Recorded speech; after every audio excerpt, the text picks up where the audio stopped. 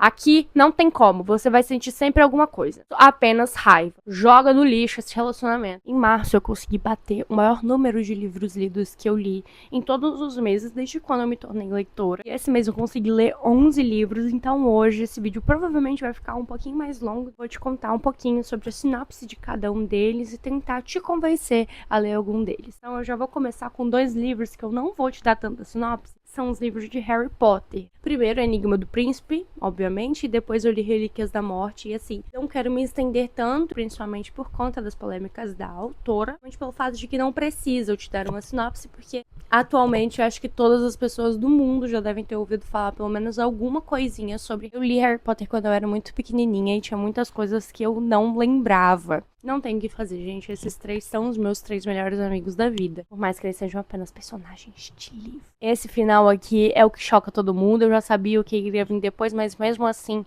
me dá ódio, me dá raiva. Senti traída na primeira vez que eu descobri o que esse personagem tinha feito. Relíquias da Morte. Eu não sei se é porque eu cresci sabendo tudo o que iria acontecer nesse livro e pelo fato de o que aconteceu aqui no final já estava traçado desde o primeiro filme, né, gente? Por favor. Como, por exemplo, as Horcruxes, que foram introduzidas e finalizadas nesse livro. Eu achei que trouxe uma coisa melhor para a história. Isso aqui é o que trouxe total a diferença da visão que você tinha sobre Harry Potter ser algo para crianças, e você vê como que os livros vão amadurecendo de acordo com o público. O próximo livro eu comecei a ler no vídeo de 24 horas lendo Guerra, Adorável Guerra. Eu nem sei como que eu digo para vocês a história desse livro, mas basicamente a gente já começa o livro com o Hefesto pegando Afrodite e o Ares, deuses gregos, no pulo.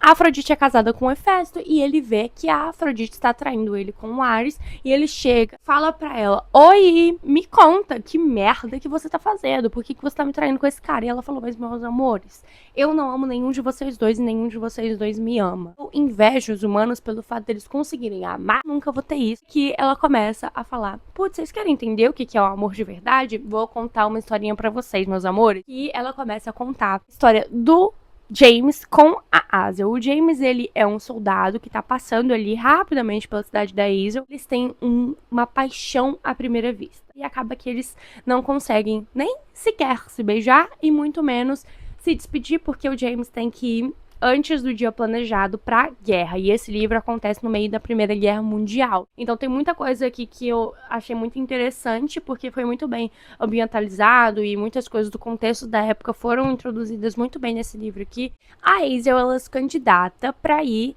para essa recriação, esse trabalho voluntário que ela participa da recriação dos soldados. E tem muitos soldados brancos lá, porém tem muitos soldados pretos americanos também. Quando ela vai para lá, ela conhece primeiro a Corette, uma menina que ela sofreu muito. Ela morava na cidade que foi uma das primeiras que foi atacada pelos alemães, e a família inteira dela morre. Tem todo um contexto, né, dela com o melhor amigo dela de infância, que ele vira namorado dela, porém ele infelizmente falece junto com a mãe, com os tios, com o pai, com o irmão dela. E a Hazel viram muito amigas logo de início. Elas estão nesse trabalho voluntário juntas. A Hazel, ela é pianista. E o Aubrey, que principalmente o Apollo narra a história dele, ele é compositor, ele toca instrumentos, ele é músico. Ele escuta a Hazel na cabana dela tocando piano, e ele vai lá, conhece ela. No meio disso ele conhece a Corette. E aí começa também esse romance entre o Aubrey e a Corette. Esse livro aqui, ele tem muitas camadas, principalmente pelo fato de que o Aubrey é um americano preto. Isso faz sim muita diferença para a história. Foi um ponto que me deixou um pouco incomodada, porque a quantidade de racismo que tem aqui, e que é como se fosse só mais uma coisa jogada na história, que a autora não deu tanta importância, que eu acho que poderia ter dado nesse livro. Se você gosta de romances que, enfim, também tem uma camada histórica por trás, e que a camada histórica é tão importante quanto o romance entre os personagens, leia este livro. O próximo livro que eu li foi um dos poucos livros que eu li físico esse mês. Pelo incrível que pareça, eu li mais e-book do que livro físico, que é uma raridade. Eu não sei onde é que ele está, eu não estou achando ele, porém vou deixar uma foto aqui. Eu comprei um box que vinha de contos do Conan Doyle, do Edgar Allan Poe e do Lovecraft. O do Conan Doyle foram contos de horror que realmente me deixaram horrorizada. Nesse do Allan Poe, eu não consegui sentir praticamente nada por quase nenhum conto. Os únicos 2 que eu gostei, inclusive um deles foi traduzido pelo Machado de Assis, o que eu achei icônico. Os únicos que eu gostei foi o Gato Preto e o Corvo. Não conversou tanto comigo. Eu preferi o do Conan Doyle. Próximo livro. Esse livro foi tão especial. Um dos meus livros favoritos da vida é Nadando no Escuro. E eu tava com saudade de ter algum livro que me fizesse sentir que Nadando no Escuro me fez sentir. Li Mentiras que Contamos. Que aqui a gente vai ter um contexto da França rural de 1984. O livro é narrado pelo Philippe. Logo no início, assim, você já entende que ele tá dando uma entrevista ali e ele vê uma pessoa que parece muito com esse tal de Tomás. Quem é esse Tomás? Felipe, ele era abertamente gay, todas as pessoas já sabiam que ele era gay. Eles estão no último ano da escola. O Felipe, ele fica meio que obcecado por esse menino, que ele é o Tomás. Ele é um famosinho da escola. Você vê que ele é diferente dos outros, porque além dele ser uma coisa mais reservada, mas na dele, ele é o único dos meninos famosinhos, assim, que não faz nenhum tipo de comentário ofensivo pro Felipe. E o Felipe fica meio que observando ele ali. Que numa dessas, o Tomás chega, entrega um papel e fala, me encontre. E eles começam a ter esses encontros escondidos dos dois e vai se formando o romance entre eles. Me causou tantas emoções e eu quero que ele te cause as mesmas emoções que eu senti, porque são poucos livros que me fazem sentir o que esse livro me fez sentir. Foi um livro triste, ao mesmo tempo tinha pitadas de coisas boas e você vê que, tipo assim, você fica feliz com o que aconteceu com o Felipe, no final das contas, ao mesmo tempo você fica tão triste porque poderia ter sido de uma forma tão diferente. No final eu só sabia chorar. Eu li o segundo livro daquela autora que escreveu A Depressão, a Borboleta Azul. Eu li o segundo dela, A Cura, uma Borboleta Amarela. Eu gostei muito mais desse livro, é um livro de poesias. Eu gosto de como que os dois livros dela são poesias, mas que eles seguem um certo padrão. Então, teve poesias que eu olhei e falei, cara, ela escreveu isso pra mim. E a poesia, ela é pra isso mesmo. Você ler em palavras o que você não consegue dizer. É muito difícil dar nota ou falar sobre o livro de poesia, porque tem muitas poesias que vão ser algo muito profundo e muito significativo pra você, que talvez não sejam pra mim. O próximo livro eu terminei 3 meses. O Beijo do Rio.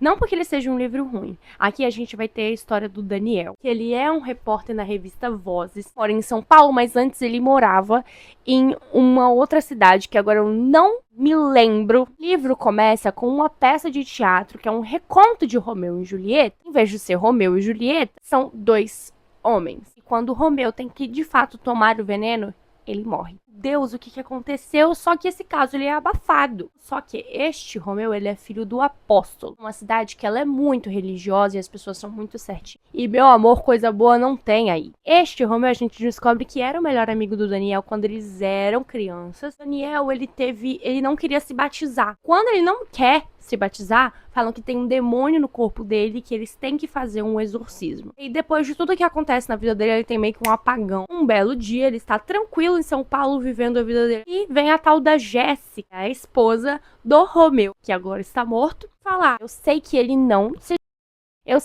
bebeu o veneno, eu sei que alguém matou ele, só que agora quem que matou ele? Ela leva ele lá pra investigar, ele volta pros fantasmas do passado dele. Você vai descobrir todos os podres de todas as pessoas que moram nessa cidade. É um livro muito instigante, é um livro que ele vai te prender do início ao fim, porém, no meio, eu tava com tanto ódio. Todos eles são personagens completamente odiáveis. Não é saudável eu estar sentindo tanta raiva igual eu estou sentindo. Fiquei com vergonha. Se você tá achando o meio muito insuportável, aguenta, segura, porque assim que você passar dos 60% é só paulada, informação atrás da outra, e aí você vai entendendo tudo que tá acontecendo, e o livro, assim, é fenomenal. Aqui eu não anotei o nome do livro inteiro, mas é tudo que a madrugada me ensinou, me contou. Mesma autora de A Depressão, a Borboleta Azul, foi o livro que eu menos gostei da escritora, porém é um livro muito bom. Tem muitas poesias que falam sobre arte, o que é algo que conversa muito comigo, porque eu sempre fui uma pessoa que gostei muito de arte como um geral. Foi o que eu falei.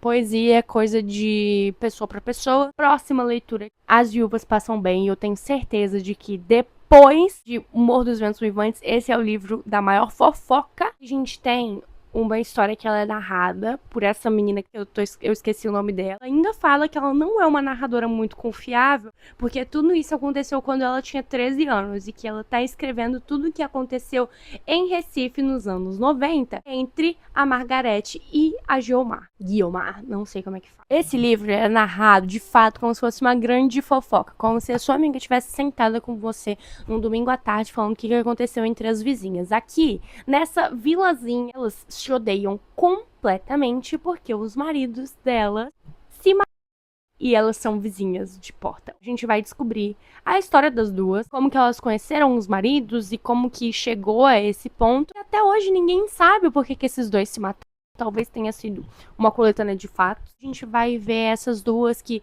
brigam tanto entre si, todo mundo já tava de saco cheio das duas brigando. Mas, ao mesmo tempo, é como que elas estão lidando com o luto. O fato de estar triste só não faz sentido pra elas. Elas têm que estar sempre alfinetando uma outra, tentando lidar com o luto. Aí depois a gente também tem a parte que fala como que essas duas estão vivendo após terem supostamente superado este luto. É uma história muito bonita, é uma história que você fica, gente, eu não tô acreditando que isso tá acontecendo, tipo, que besterol. Só que é tão real. Eu amei. É um livro também bem curtinho. Esse mês foi o meu último mês de assinatura do Kindle gratuita, né? Então eu estava assim, vou ler todos os livros curtinhos que me aparecerem no Kindle. Eu tava sentindo falta de saber uma fofoca. Esse livro caiu nas minhas mãos no momento perfeito.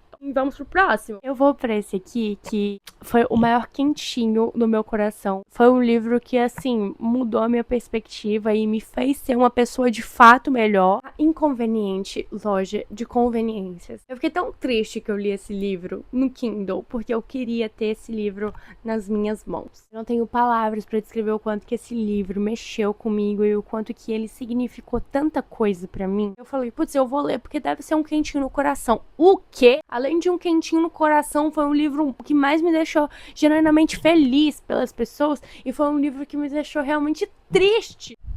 Primeiramente, ela começa muito tranquila. Ela é contextualizada em Seul, na Coreia do Sul. E a gente tem essa senhora, tá dentro de um trem, e ela vê que ela esqueceu a bolsinha dela, que tinha todos os documentos, o dinheiro dela, o cartão. Não consegue lembrar aonde que estava essa bolsinha. Porém, uma coisa que está com ela é o celular. Uma pessoa liga pra ela, Dogô, eu não sei como é que fala, e fala, oi, tô aqui com a sua bolsa. Quando ela chega lá pra pegar a bolsa, a gente descobre que esse Dogô é um morador de rua. Ela vai falar com ele, ele olha assim e fala, nossa, mas a sua foto da identidade tá muito diferente. Fala seu CPF pra eu confirmar se é você. E no meio disso, gente, ela vai gostando dele, ela tem um carinho por ele. E ela tem essa loja de conveniência. Esse Dogô, ele não lembra quem ele é, ele não lembra o nome dele, ele não lembra da onde que ele veio, ele não lembra nada do passado dele. Esse livro trouxe algo muito mais profundo do que muitos outros livros que eu já li, sabe? Coisa que só daquela ambientação, só nessa escrita, só nesse autor que eu consegui achar esse tamanho de profundidade. Essa idosa bota o Dogô para trabalhar na loja dela à noite. Ela dá um emprego para ele e você vê que mesmo com o emprego, ele continua morando num lugar humilde. Quando ele começa a trabalhar nessa loja de conveniência, os próximos capítulos são sobre pessoas que estão passando por ali e têm contato com o Dogô e com essa inconveniente loja de conveniências, que tem esse atendente inconveniente e todas as pessoas que têm contato com o Dogô e como que as vidas dessas pessoas são impactadas e mudadas de forma positiva pelo Dogô. Quentinho no coração, ver todos os problemas que essas pessoas estavam passando, como que o Dogô auxiliou elas com esses problemas e como que ele resolveu os próprios problemas dele. Só leiam, gente. Eu queria que esse livro fosse um famosinho do BookTok, eu queria que... Pode até ser, eu só não sei. Eu nunca vi ninguém falando sobre esse livro. Eu não tenho palavras pra descrever o quanto que eu senti uma coisa boa e como que eu queria que eu fosse um pouco como a senhora Yeon ou como o Dogô. É tão bom ver pessoas boas sendo pessoas boas, né? Um livro que eu não fiquei tão apaixonada foi o último livro físico que eu li. Gente, li todas as suas imperfeições. O último vídeo que eu postei no canal foi um unboxing, né?